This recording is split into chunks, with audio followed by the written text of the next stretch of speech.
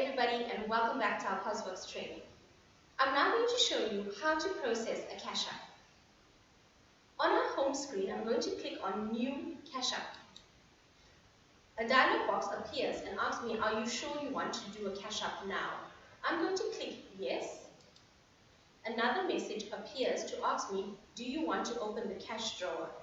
You will select Yes, as you will need to count your cash in your cash drawer against what's on your system. It shows me my different tender types, my expected cash total, credit card, EFT, and Posworx. I'm going to insert my cash figure.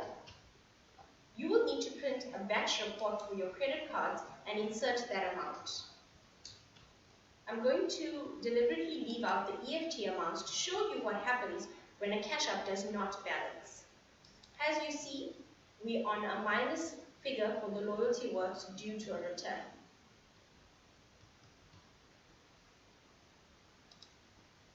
You will notice that I am short 2,005 rands, which is the exact figure as my EFT. You can type in a note in the cash app note box here, your reason for not balancing. You can tick the print cash app and print your cash app report.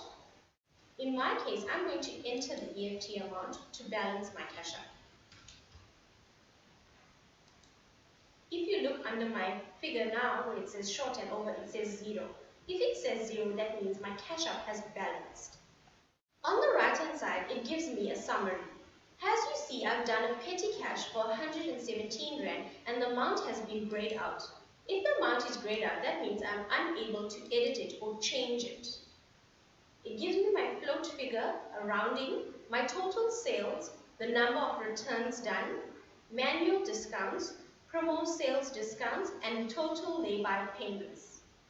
On the bottom, you'll see my expected total, my cash app total, and my short and over.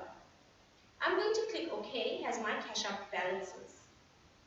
If I click OK, a dialog box appears.